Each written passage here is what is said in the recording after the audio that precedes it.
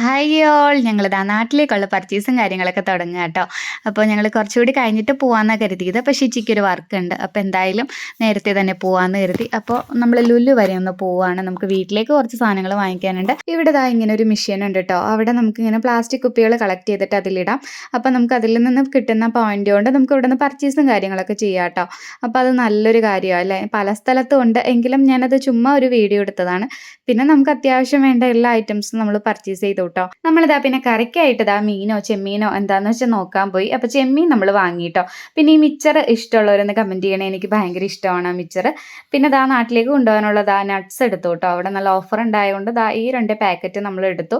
നമുക്ക് വെയിറ്റ് നോക്കിയിട്ട് പിന്നീട് വാങ്ങണമെങ്കിൽ വാങ്ങാലോ. അപ്പോൾ അത് നമ്മൾ വാങ്ങിയിട്ട് എല്ലാം ബില്ല് ചെയ്യാൻ കൊടുത്തു. 2-3 ഐറ്റംസ് ഒക്കെ നമുക്ക് ഇവിടെ നിന്ന് കിട്ടി. ഇനി നമുക്ക് വേറൊരു ദിവസം പർച്ചേസ് ചെയ്യാലോ.